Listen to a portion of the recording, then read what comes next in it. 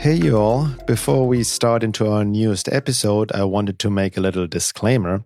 And the reason for that is because the episode you're about to hear is something Laura and I recorded over a month ago. And that was before the whole coronavirus craziness and lockdown started. So back then, we decided to hold off on releasing that episode and focused more on current events, which were the last 3 episodes. So in this episode you're about to hear, we're also referring to our online course, Shadowwork, Trauma, and Occult Forces. And back then, we just started enrollment, so it was still available to join. However, right now, currently, we are in the middle of that course. The enrollment is closed and it is full.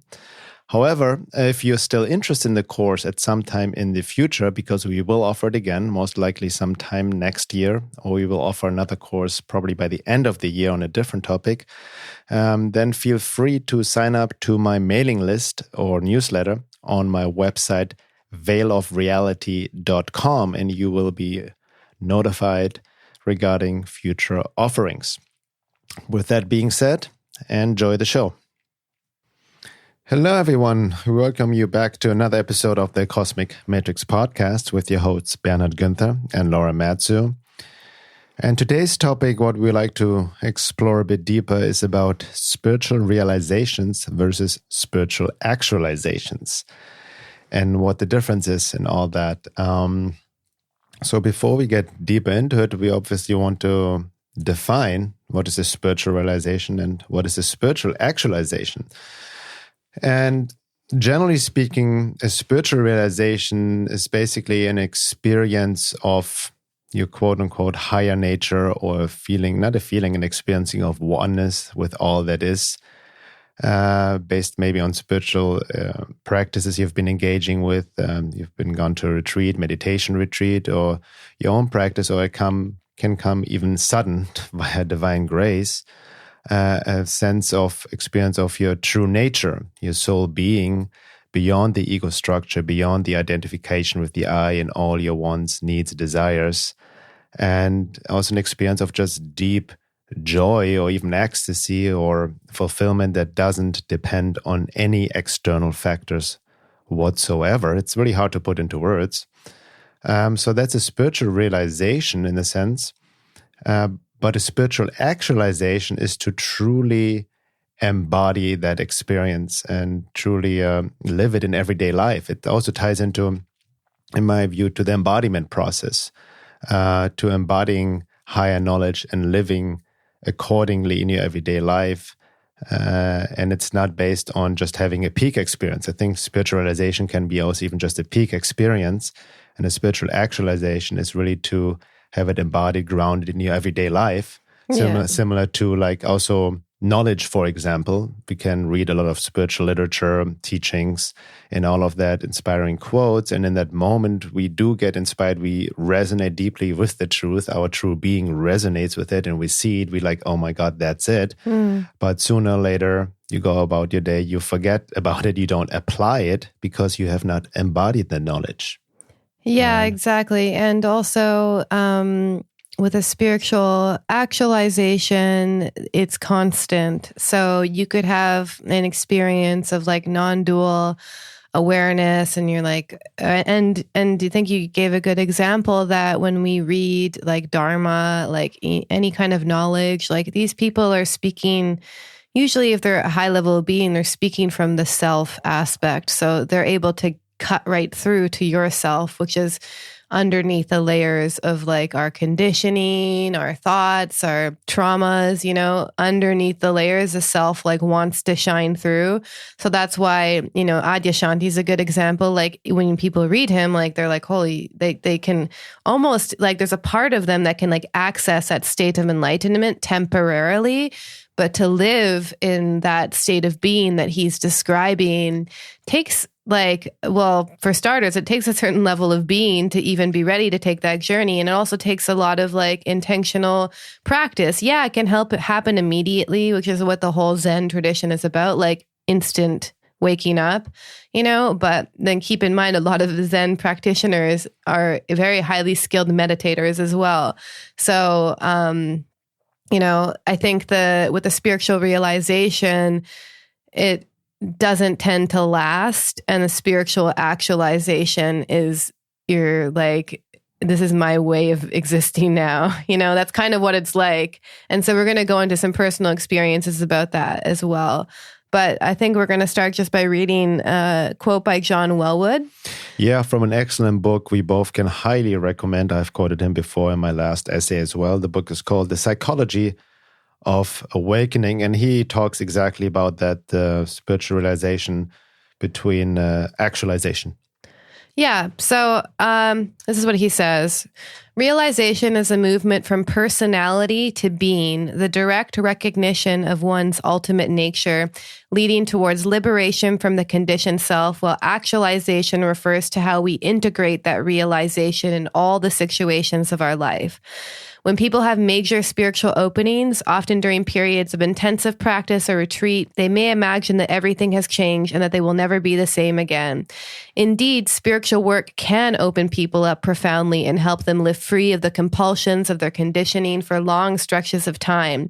But at some point after the retreat ends, when they encounter circumstances that trigger their emotional reactivity or their habitual tensions and defenses, they may find their spiritual practice has hardly penetrated their conditioned personality, which remains mostly intact, generating the same tendencies it always has. Of course, realization has many levels, from temporary experiences to more stable attainment. Yet even among advanced spiritual practitioners, certain islands, unexamined complexes of personal and cultural conditioning, blind spots, or areas of self-deception may often remain intact within the pure stream of their realization. Some would say that these shadow elements are signs of deficiency in one's spiritual practice or realization, and this is undoubtedly true. Yet since they are so common, they also point to the general difficulty of integrating spiritual awakenings into the entire fabric of our human embodiment. Many Westerners have tried to take up this model, pursuing impersonal realization while neglecting their personal life, but have found in the end that this was like wearing a suit of clothes that didn't quite fit. Taking on the challenges of a fully engaged personal life, finding right livelihood in a complex materialistic world, being involved in a committed, intimate relationship, dealing with the social and political concerns facing us at every turn, inevitably brings up unresolved psychological issues. For psychological and spiritual work to be mutually supportive allies in the liberation and embodiment of the human spirit, we need to re-envision both paths for our time so that psychological work can serve spiritual development, while spiritual work can take into account psychological development. These two traditions would then come together as convergent streams, furthering humanity's evolution towards realizing its true nature as belonging to the universal mystery that surrounds and inhabits all things, and embodying this larger nature as human presence in the world, thus serving as a crucial link between heaven and earth. And this is this connection between psychological and spiritual work is what we've decided to do in our shadow work, trauma, and occult forces course that we have coming up. I believe that we'll be doing registration when this gets released. The registration already open by the time this podcast. Yeah. So, and this is an important thing is because, for Westerners and even for people, because we have a globalized world now, like we are dealing with psychological issues that Buddha didn't have. And even if you look at Buddha through a psychological lens, one thing that he did have was secure attachment. So he had a really loving, attuned, connected relationship with his mother, and that allowed him to go out in the world. And his dad was another story because he wanted him to be a king, and was kind of trying to enforce his own beliefs and onto him and set up his life for him. But he did have one person who really connected to him, saw whom he was, really loved him. And for most of us, we don't have that. And a lot of our developmental traumas are basically like attachment issues. Like we don't know how to actually have human relationships. And so, I think this is just really pointing at just the fundamental, we need to combine the psychological and spiritual. And the other night or last night I was watching, you were watching too, Mukji. He was live in Rishikesh, and Mukji is basically a teacher of the self, and he sees everything through the lens of the self. But a lot of the people who are coming to him, they were coming to him with issues where it was very clear, at least for you and I, that they were dealing with some trauma, Exactly. And so what he would do is he would talk about, the self and how we view things through our conditioned personality, etc., and it would bring them to a state of spiritual realization because he was a transmitter of that energy to them in that moment. But then a few questions that came up were people like, oh, I felt so great after I went to go see your talk. And then later on, I felt really terrible and my life is falling apart. Like one guy was literally telling him that I felt so great seeing you talk. And then I started doing these meditations and then I became homeless and basically his whole physical life fell apart because it's also really important that we, if we're going to be practicing these spiritual practice and we don't want to become a monk or escape into a monastery and make that 100% of our life, we're going to have to figure out a way to integrate into our life. And this is actually where the difficult work comes from. In fact, the people who did this, like in the tradition of Tibetan Buddhism that I study, they were true tantric practitioners in the sense that they took really advanced spiritual teachings and they were at a very high level of being and they went back into the world. So they went to the cave and then they came out of the cave and went back into the world and being like, if we can't be the bodhisattvas that we are in monasteries in the world, then what are our practices? Yeah. No, thank you for sharing, especially that quote by John Wellwood. There's a lot to unpack there because it relates to all of us who are on the path towards awakening and truth seeking and doing inner sincere work and whatnot. And there are various traps, but it also ties into what I've written about in more depth in my essay, the necessity to surrender to the divine and spiritualize the being. What I call the fourfold approach, to work on all levels. And basically what John Wellwood said, to combine true psychological work with embodiment work and spiritual work, to bring them both together. And again, that's also what we're going to explore more in depth exactly in our course, combining all of those, the spiritual, psychological, esoteric, and also somatic aspect of self-work. Yeah, these are all things that we've just found out through our own journey of trial and error too. So exactly, what it offers people is it's kind of a shortcut because it took me I was doing this from 2012 until now.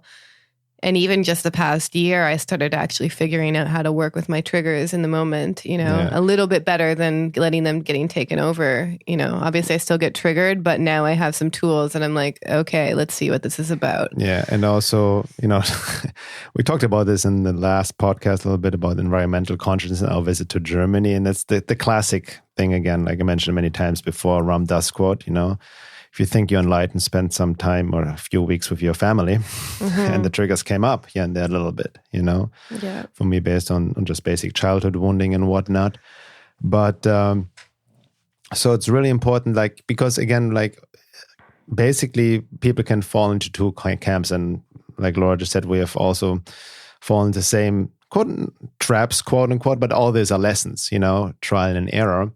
But sometimes we can get lost in the psychological realm, and I remember Sri Aurobindo being very critical of psychology or psychoanalysis as he talked, but that was also big back in the older days, and Freudian talk psychology, which kind of digs in the mud and always, everything is the fault of your mom and your dad and whatnot. So you can, even in quote unquote shadow work, you can stuck in, making the darkness conscious and integrating and digging in the mud if it's not matched with something higher, bringing down something high. And the spiritual aspect comes into what Jung brought to Freud's theories, is he brought the divine aspect of the brought the work. bridge. And also to give credit, because so many people, ourselves included, we kind of jump into very exotic, esoteric Eastern spiritual traditions and follow that, because we have become disillusioned with the Western way of existing and working and the materialistic view. But on the same token, over the past, years and decades, even past 10 years especially, a lot of progress has been made in terms of somatic spiritual psychotherapy, right? That helps us really to deal with, to approach this way.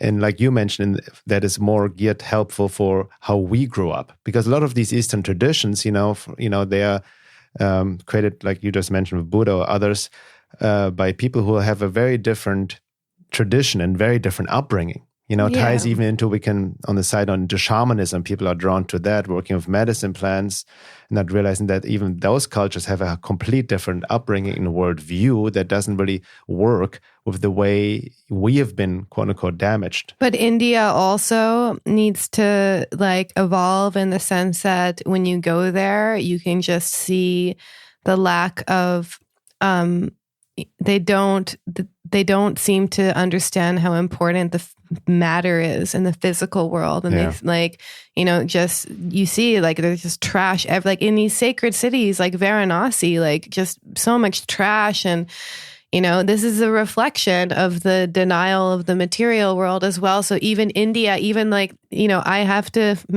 a bit of a bias, but a lot of Indian people actually have more of access to this kind of divine state than I see in Westerners. And that's why we idealize them, but they haven't grounded it into matter. And that's kind of what also spiritual actualization does, is it grounds it into your physical body. And there's no escaping it at that point, i.e. a lot of spiritual realizations, they can happen, out of body. Mm-hmm. They can happen on ayahuasca or mushrooms or any psychedelics, or even when you reach a peak state after you do a yoga class, especially Kundalini yoga is really great for giving spiritual experiences. But it doesn't you need to ground it into the body. And in order to ground it into the body, you need to explore the body and what's being held in the unconscious of the body, basically. Yeah. So exactly. So you just addressed the other side of the coin, especially like you said in India, or the approach of just spiritual work and deny at the cost of denying matter, the physical body, the physical world, even rejecting physical reality. It's a trap of the aesthetics, right? Yeah. That we need to get out of samsara, get out of the body, or see it in the Christian dogmatic tradition, the body is evil. We need to get into heaven. We are born in sin. It's this rejection of the material. And essentially, it's about that integral approach of bringing both worlds together. And I was reading about Ramana Maharishi last night. He wrote that book, I Am That. And he basically had a spiritual actualization. It wasn't in an embodied way, but he basically accessed this high state of being, and his physical body was not at that same level. Apparently he had insects crawling all over him, and he didn't regard his, he didn't take care of his physical body, but that's because what was trying to anchor into his physical being was too high of a frequency for his physical being. That's also another thing I think that happens is the energy that we're accessing with our state of consciousness, the body is not yet prepared to take that in. It's I like the analogy of this, electricity. You have a cable that can only hold 10 volts, and all of a sudden you're shooting 2000 volts through, it's going to fry. Yeah. Right. Yeah. Hence, a lot of people then equate the spiritual experience or the goal of this enlightened samadhi state out of body. Yeah. But that's still an escape. It's not permanent. And that's, that's also the foundation of Sri Aurobindo's integral yoga, to bring down, to really transform the physical body, to transform matter, to spiritualize, so we can truly evolve to a higher state of being, and not just make it a state of consciousness, but a complete transformation of the physicality. Yeah, exactly. So I think it'd be good to share some personal experiences in this, even though later on we're going to also touch on the point of this. This is a really important point for turning a spiritual realization into an actualization, is not talking about it. But the stuff that I'm going to be talking about happened years ago. So and also sharing from our own thoughts. So I can even share something that happened yesterday too. So one main thing that can I start? Please go ahead. So one main thing that happened to me. So I had been doing yoga since the end of 2012 and meditating every day since 2013, 14, gradually increasing it. And then it was the winter right before we started talking. So it was only 2 years ago, actually. Mm-hmm. Yeah. And it was either after my first Vipassana retreat. I think it was after or before. It was either after or before my first Vipassana retreat. So I saw this article the other day talking about like how people have like varying levels of mental dialogues, and some people don't have a mental dialogue at all. And I had a constant mental dialogue, meaning like I had like 5 people in my head having a conversation at once. And like it was a constant, incessant stream of thoughts. And then one day, and I'll remember the exact moment, I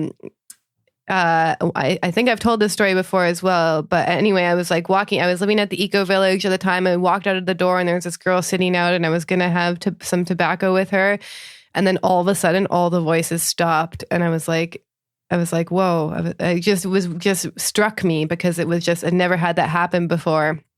And the first thing that happened was my ego was like, oh my God, I'm going to be so bored now. Like that was my ego's reaction to it, which points to something really important is when we have some spiritual, like a real spiritual realization or even actualization, the ego will tend to be terrified because it means that it's losing its hold on you. Like, I kind of just interjected there. Yeah.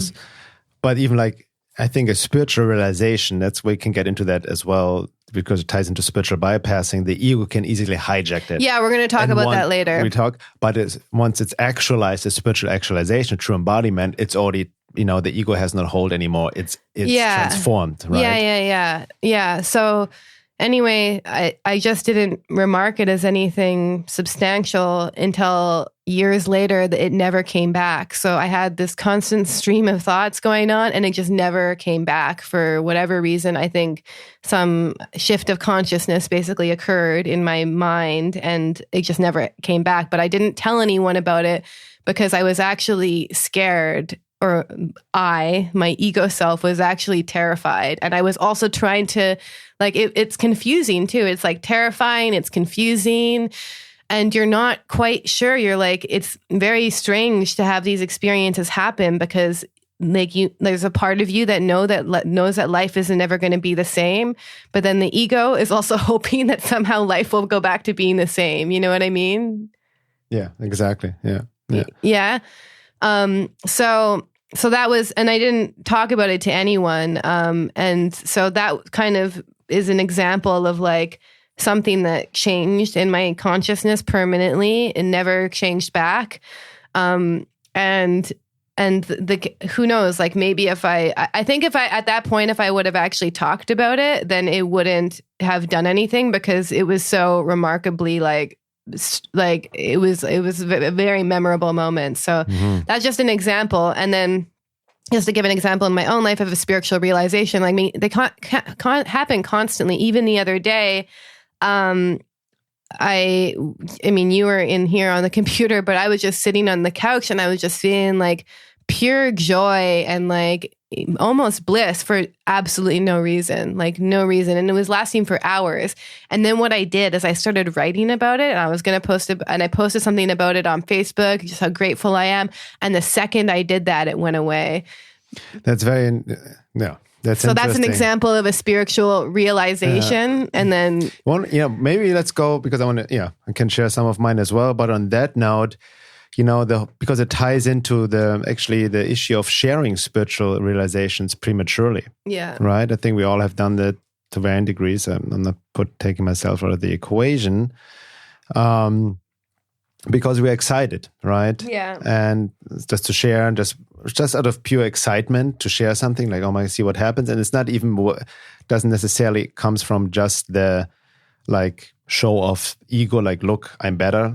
Sometimes it comes with a well-meaning intention, but still the ego is involved, needing to share, needing to say something. Yeah. For me, I also like lots of these experiences happened when I was alone and I just wanted someone to connect to who understood. Yeah. Exactly. That's why we do it. That's what a lot of social media is about. And even like in my own personal, path, I mean, readers of my work know I share my personal process in my writings a lot, right?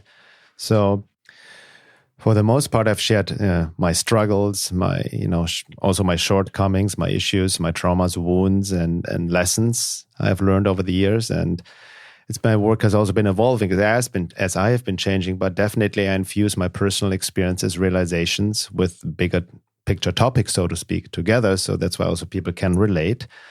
But for the most part, whenever I had a breakthrough realization, I also don't jump on social media or just write an article right away. Oh, this is what happens. I sit with it. I let it more, turn into like more an embodied experience and actualizations. Having said that, definitely also in the past, I've been also prematurely sharing certain realizations or experiences, that which then was like a peak experience, but not embodied. And I had to then more stuff came up. It was actually not fully, it was more like sometimes even an intellectual experience of deeply resonating with something, having an insight, and mistaking that for an embodied actualization. That's right? Most people, when they read spiritual literature, they have a sense because whatever is being transmitted through that literature is touching that true self in them. Yeah. But as far as knowledge and learning and reading from books, nothing actually beats this direct experience. And you'll know too, because when we have for instance, I had this experience, I've spoken about it now on podcast because it's at least a year later, but I had this experience of divine grace, and it's so sacred that you don't even want to talk about it when these things happen. They become so precious that. And also they affect your own level of being, that you'll literally feel like a reduction in your state of being by sharing it, because then you get into the ego consciousness the moment that you think of doing that. Yeah, I can see this. I can own that in the past, especially my early days, even back in the days before when I was in MySpace, of sharing certain experiences, insights, because not only out of loneliness, but out of insecurity, to need to get some sort of attention, right, out of my narcissistic wounded ego and all of that. And even back in the days when I was still, into plant medicine, or had experiences on high doses of mushrooms or DMT, way back in the days, way before Joe Rogan popularized it. That was early 2000s. I was writing on that on Facebook, these peak experiences, and I thought, oh my God, I've seen God, and and all of that. And obviously, it got never fully actualized. Many of these experiences, as I wrote in my articles, I was actually lying to myself, mistaking highly emotional states for true awakening or something. Which a lot of people mistake. Love for these higher states.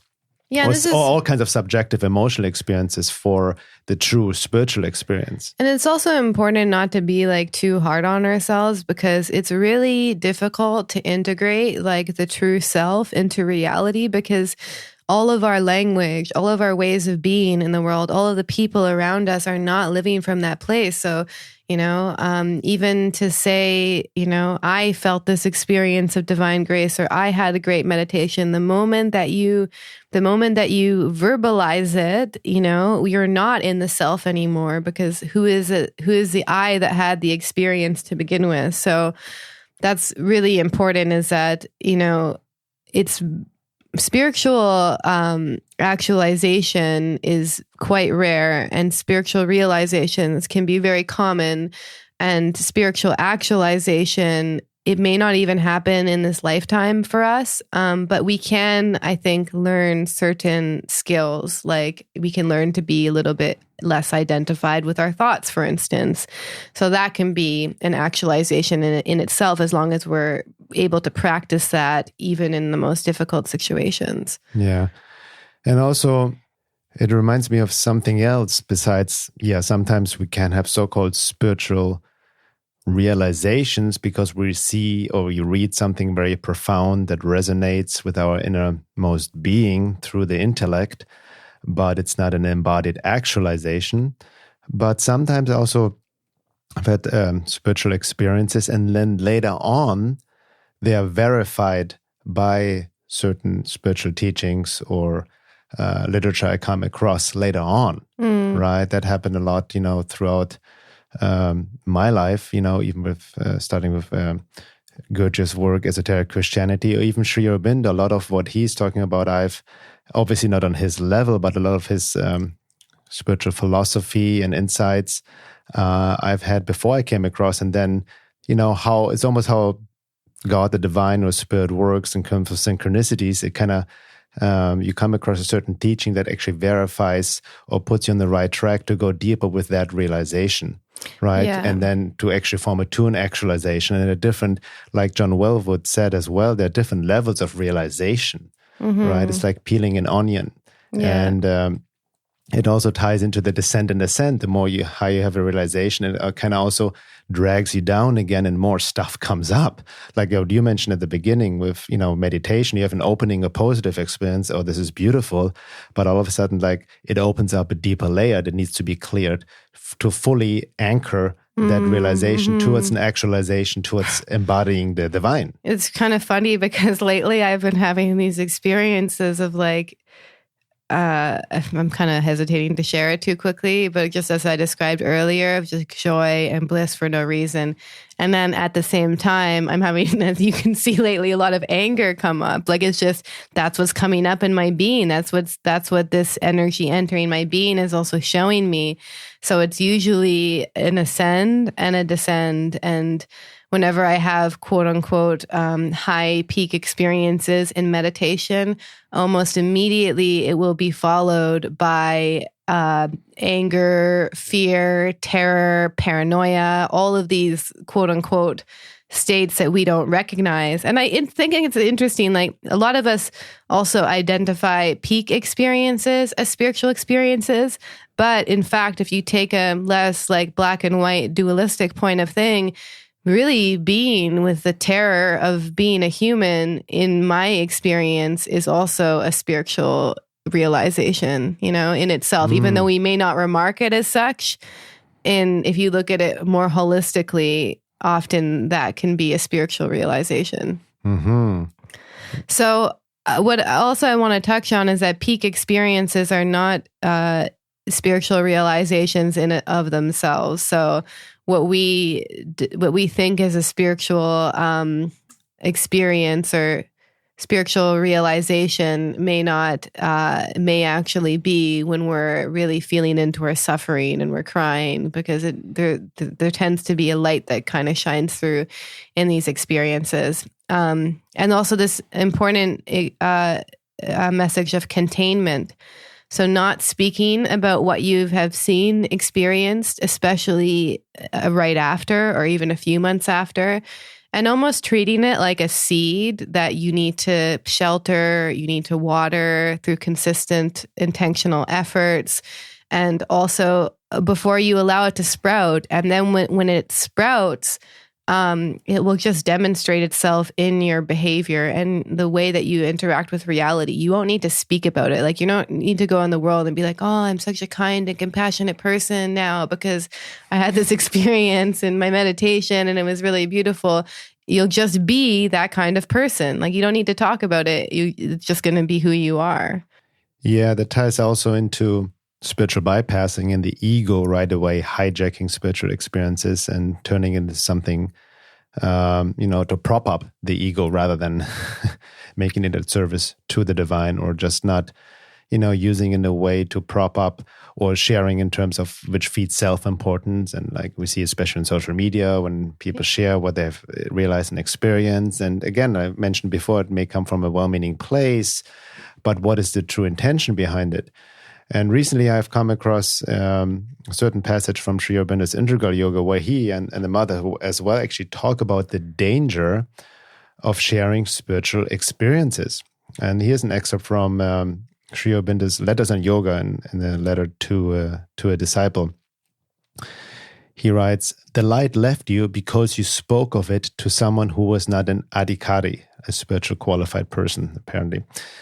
The passing away of an experience as soon as it is spoken of is a frequent happening, and for that reason many yogis make it a rule never to speak of what happens within them unless it is a thing of the past or a settled realization that nothing can take away." So basically it has turned into an actualization.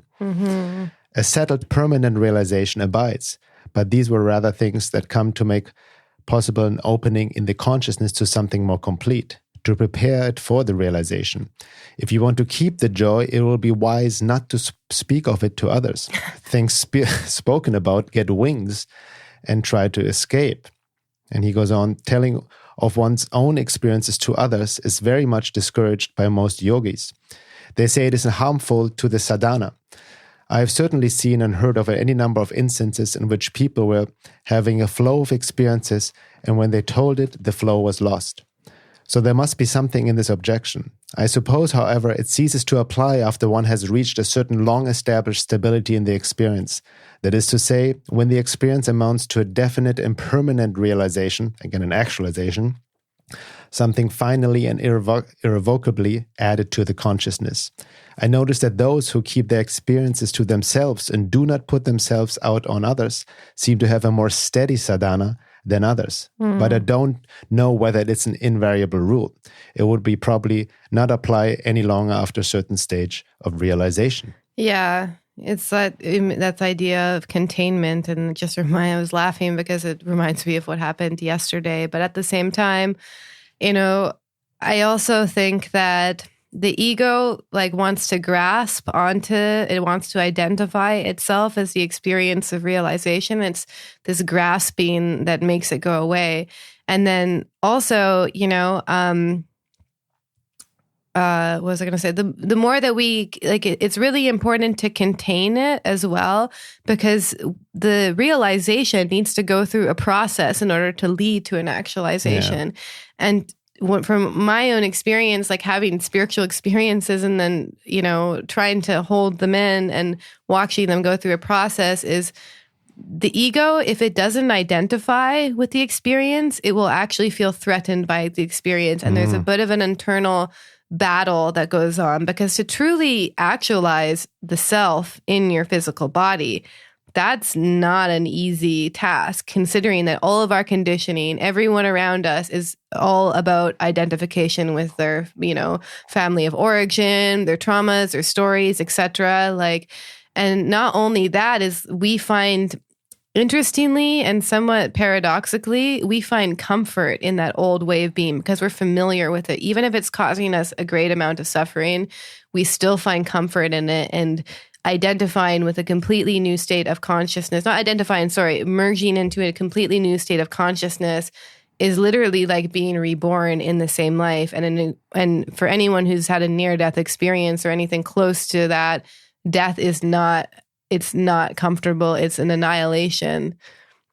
I really like the way you phrase about containment, and you made this great analogy. It's like a little seed that is sprouting, right? You need to take care of it, tender it, protect it, so to speak.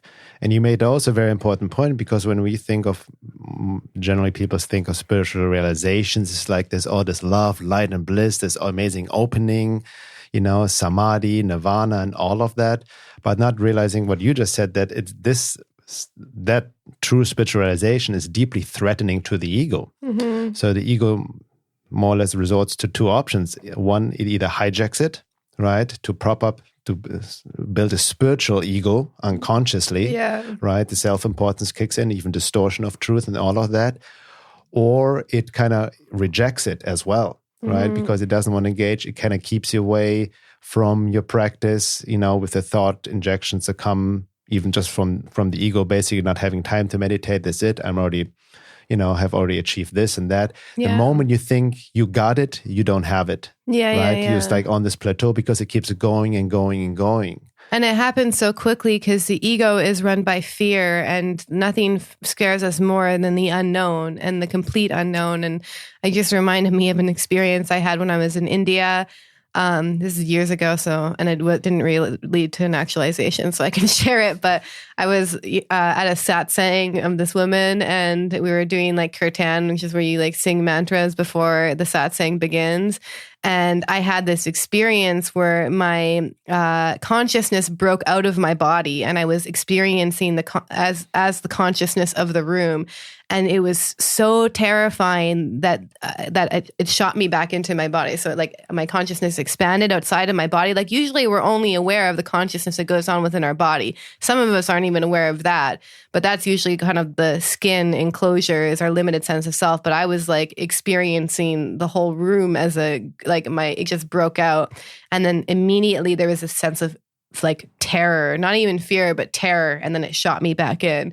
And that's kind of an analogy of how, when the body, when the body isn't like a clear enough vessel to contain the experience, like my ego is strong enough to shoot me back in, then you can't ground that experience in reality. That's interesting. That reminds me of what the mother said as well. Also, one of the reasons why people don't meditate on a regular basis, because unconsciously, consciously, they're terrified. The ego is terrified of silence. Yeah, exactly. Right? Because of this emptiness. Yeah. And that's why, you would imagine like meditation is such an important part of a spiritual practice, to be able to still the mind. It's like the foundation. It's not about using meditation as a escape from the world, but even especially somatically to sit with anything that comes up and being able to still the mind, what you have experienced as well. But yet most of us, we have a hard time to have a consistent meditation practice, to even just sit for 5 minutes a day or 10 minutes a day. Yeah. And then all kinds of excuses, distractions come up, which is actually the ego's way to prevent annihilation, because it doesn't want to go there, right? Yeah. There's fear behind it, actually. Yeah, because the reason that not everyone has this, apparently, according to the article that I read, but the continuous stream of thoughts, that maintains the ego. So the ego feeds off of us having this constant narrative. It proves that it exists through the continuous stream of thought. So the second that stops, then we're not sure if the self that we thought we were exists anymore. That reminds me also, because the mind right away, it wants to conceptualize, right? Yes. That's how the mind works. It wants to like prove and like what happened, and trying to find a reasonable, rational explanation, right, for all of that, which actually reminds me, I want to read this real quick as well. A quote from MP Pandit, who was a student of the mother and Sri Aurobindo. And he writes, the modern rationalistic mind looks askance at the tradition common to all spiritual culture of not publicizing one's spiritual experiences. It seizes in the injunction on an unnecessary attempt of mystifications of experiences, which, on the other hand, should be boldly submitted to the open scrutiny of reason from as many angles as possible, like the typical scientific approach. Like we need to objectively analyze this. Mm-hmm. All experiences or happenings claiming to be spiritual must be recorded, analyzed, and verified objectively before they can be accepted. Hence, we are told there should be no secrecy about these things. It is a superstition with unwholesome consequences and should be done away with, like the necessity to rationalize or, scientifically even trying to approach spiritual experiences. Mm-hmm. He goes on, the truth of the matter, however, is different. Secrecy about one's inner experiences is enjoined for very strong reasons. Spiritual experience always proceeds from a realm that is beyond the mind, and it has its own ways of working which cannot be seized by the mental reason. To seek to understand it, to give it a thought form, is to interfere with its spontaneity. That puts a certain determination over the flow of the experience. It is much worse when one speaks of it to another. He makes a really interesting point here. When one does so, speak about one's experiences to another, spiritual experiences, a whole set of operations is set into motion. The understanding, the thought vibration, the reactions from others, mental and vital, the feelings of curiosity or envy, for example, the goodwill or bad will of others. All these start flowing from the person spoken to, and they cannot but have a direct effect on the experience. Its duration, its direction, its intensity, all are subjected to the impact of these movements surging upon it from outside, and the experience gets weakened, modified, if not interrupted. Yeah, that's definitely still a lesson that I'm learning too, and it just reminded me of because I realize that I share because there's like also the ego feels like I'm not even sure if it's the ego, but there's like some sort of mixture of like loneliness as well. When you access these different states of being and you want to connect to someone in that place, but it just doesn't happen because it's just your own internal process and experience. And I even remember at the retreat I was just at, we had these meditation groups, and to be honest, like I loved them, but at the same time, they disrupted my experience because we were asked to kind of talk about what was going on in meditation practice. Oh, that's interesting. So they were asking to share. They added that though. I mean, it was meant to be as like kind of question answer about the practice, but people started sharing their own experiences. And that's one thing I realized as I was having these like, incredible experiences, like empty emptiness and all sorts of stuff. And then I would share it and I would literally feel other people comparing and being jealous. And it was like, and it actually like, you know, my heart was so open at the time. I just feel hurt. I'd be like, why couldn't they be happy for me? It brings up all of my childhood stuff, you know, not feeling seen, which kind of, I think is also part of the process too, but it's a learning experience. I was like, okay, you know, it's important that I don't, and even when I felt, you know, I don't want to share and then I end up sharing, it always ended up being a mistake in the sense that like I felt, not in a mistake, because then when I shared and I didn't feel met, it brought up deeper layers of grief that I was holding on to. So it can be used as part of the spiritual process, but I could see how it wasn't helping. Yeah. Yeah. And also like, it's not that black and white, like Sri Aurobindo mentioned before. It's just the premature sharing, you know, once it's actualized, can it help others? And like, you know, there's something to be said. And like you mentioned Adyashanti before, I think he has an amazing way of like putting into words these spiritual realizations, but it also comes in his case from a place of actualization and living it. You can sense it in his speech. Yeah, and Adyashanti, you know, he even talks about, I forget where he talks about this, but he talks about his experience before he had like his enlightenment, his spiritual actualization. And like, this is a guy who had a really strong meditation practice, had a teacher, you know, not that you need a teacher, but he had support basically. And he went on retreat. Like, so this is not a guy who was just like reading a few books and meditating a half hour a day and like doing his day job. Like he was 100% in, you know? So that's also another thing is that, a lot of us like were, and I even know for myself in the beginning, like chasing peak experiences, and we're not 100% committed to the spiritual path. And even with myself, I can tell that there's like maybe 90% of myself that's in, but there's 10% that is strongly resisting because it fears its own annihilation. That's really what it comes down to. And it's like a death anxiety in a sense. So, you know, a lot of us want to meditate so that we can feel calmer and happier and be better in our lives or whatnot. But that's besides the point. Like, this is actually just going to, it's meant to open you up to the truth of reality. And now we have this whole other thing, which I call like McMindfulness, which is like we use mindfulness techniques to become better capitalists and better at business. And that's kind of the norm now in the mainstream. So, you know, a lot of us are using spiritual practices, which are meant to open us up to the truth of reality for our own ego's agenda, even to begin with. Yeah. So when we start having the even potential for a spiritual actualization, it's not on our ego's agenda. So we'll automatically shut it away. In fact, we'll actively try and avoid it. Like I even know for myself, sometimes I'll intentionally, like I'm at the point where I actually love meditating, but I'll intentionally not meditate because I'm too scared to go there. Mm-hmm. And it'll literally be a conscious choice. I'll be like, I'm too scared to do this.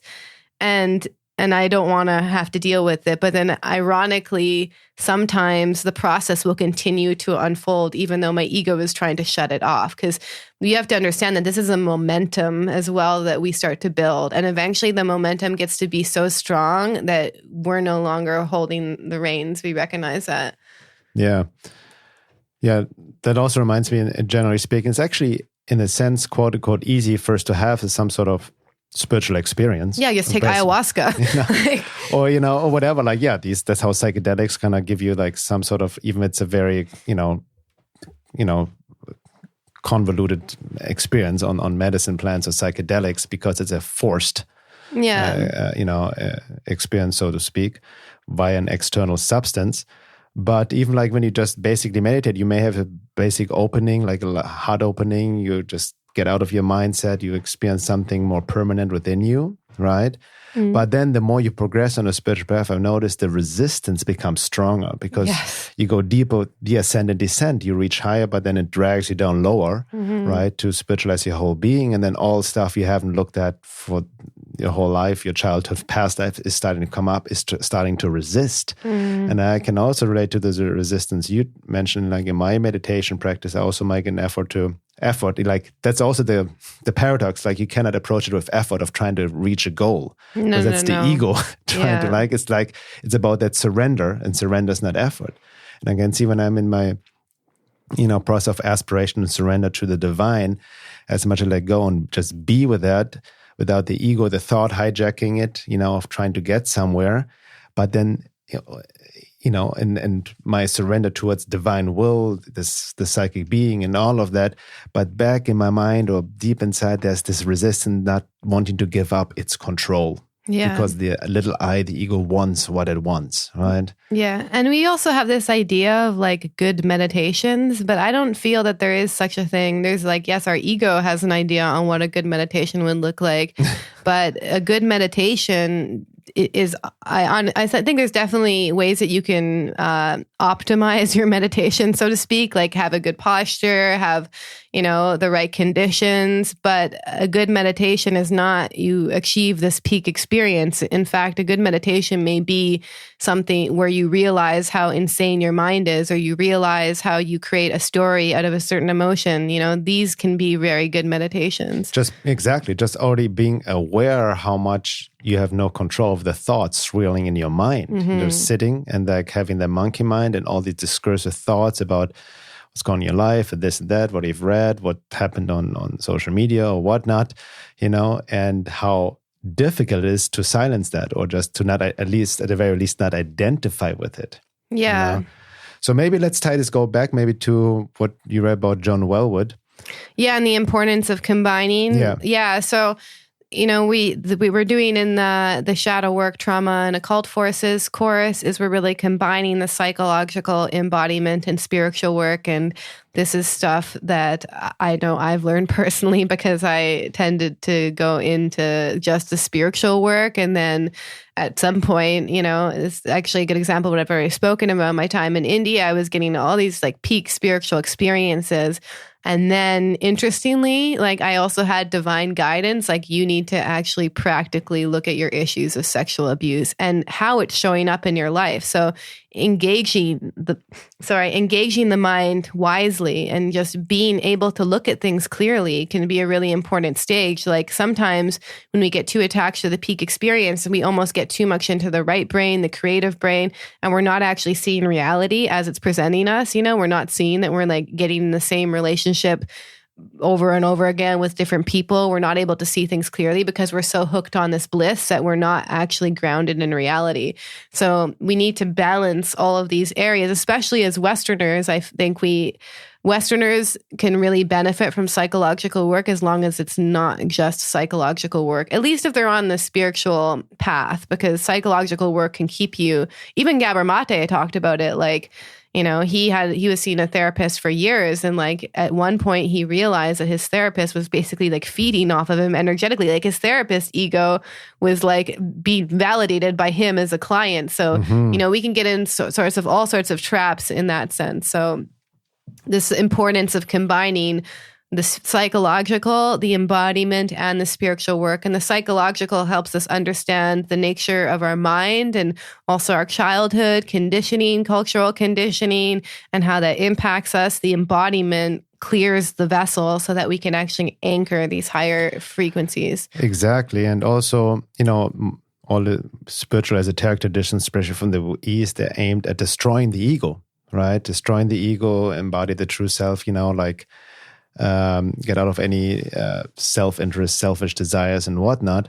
But many of us in the Western world, we are deeply wounded, deeply insecure, low self-esteem. We actually need to build a healthy ego, right? There's also this contradiction, which Carl Jung talked about. The first half of your life, I'm paraphrasing him, is about creating or building the healthy sense of self, healthy ego. The second half of your life is about destroying it. And even like, I remember Shir Binder, and I quoted him in my essay as well on that, about the necessity to actually build this healthy sense of self before we can destroy it. Mm-hmm. Like you cannot actually fully engage in true esoteric spiritual work until you have actually done a certain amount of psychological, psychotherapeutic, somatic work to build a healthy sense. Yeah. Right. Otherwise, you will use any spiritual practice as a bypass. Yeah. So maybe we can talk about some signs that a spiritual realization hasn't been integrated in your life. So number one that I want to point out is that, okay, so my main practice is meditation and yoga as well, and like asana practice. So at one point, early on, the first few years of my practice, and I was also like all in. I was like practicing every day. So this isn't like a lot of people they like, oh, I did yoga for a few months and then I stopped. Like I was like loving it, you know? So but if I went a day without doing my practice, it would be madness in my life. Like, I mean, I would be miserable. I would get triggered. I would be like depressed. So if you can't go a few, because the practices themselves can also be something that we grasp to, like, oh, I need to do my meditation or else everything's not going to go fine. And that's normal for one point in time because we're also kind of regulating. So I think it's actually good to kind of stick with your daily practice, but that's also a sign. If you have one day that you don't meditate and then you feel like your life is in chaos, then it kind of shows that something hasn't actualized itself yet. Not to like say that, you know, don't be hard on yourself, but that's just the reality. I noticed like, because now I can go a few days without meditating and my mind won't just go into chaos because something else is settled. Yeah, you can relate this to not to meditation, but any like yoga, qigong. I remember back in the days, my quote unquote spiritual practice was playing the drums. It really like helped me to release a lot of things, you know, puts me in a different state of being, a higher level of being. But I became addicted to it, literally. You know, if I wouldn't play drums for a couple of days, I was a wreck. I was in anxiety. So I had to go back to that. But again, like you mentioned, it has its place, has its face.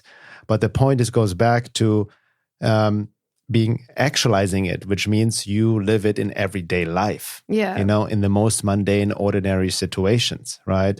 And the gauge is always your triggers, right? What whatever you get derailed by emotionally, or I can see it in myself. I have my meditation practice, but sometimes, you know, my discursive thinking comes up, sometimes catastrophizing, right? I can see the mind, something happens unexpectedly and in the situation, and my mind automatically goes to the worst case scenario, you know? So I got to be mindful not to identify with that, right? Which usually then gets me down a downward spiral. Also augmented by occult interferences and thought injections and all of that. So it is really, but then again, like that's why the psychological work is so important, because a lot of the triggers I experience, whatever, like, yes, I can still my mind, you know, through the deep meditation practice. But if that is in my own experience not matched with deeper somatic psychotherapeutic work, is almost sometimes just like a Band-Aid. Right? It keeps you like the lid shut or like above everything. Yeah. Right? But it's not embodied. And the more you bring the force, the divine force into your body, it automatically, the divine truth shines a merciless light of everything that is not in alignment, that is still needs to be cleared out. Yeah, because it's easy to use like any spiritual practice to kind of calm your anxiety and calm your fear. But it's also important to find out where the fear comes from and the source of it. So that could be, I mean, in my view, it's stuck in your body somewhere, but we learned it from somewhere. It could be an old trauma, you know. So it's also about getting to the root of things. And yes, meditation can kind of still our mind a little bit more and calm some of our emotional states, but what is the root that's causing that? And I think that's where psychological work really comes in. Exactly. And so what are some other, I mean, signs of spiritual realization hasn't been integrated in your life. If you're posting about it on social media is a really good sign. And also just look at like, you know, have the ability to engage the rational mind wisely and look at your life very clearly and ask yourself questions like, am I happy with my job? Am I happy in my relationships? How are my friendships going? Like literally basic questions that people are really afraid to look at, and thus they end up going into spiritual practices so they can get out of body and then just feel happy, you know. Right, but also on that note, you know, this word happiness can be easily, you don't want to like sorry, project. Maybe happiness isn't the right word, but like is it in alignment with how are my relationships going, you know?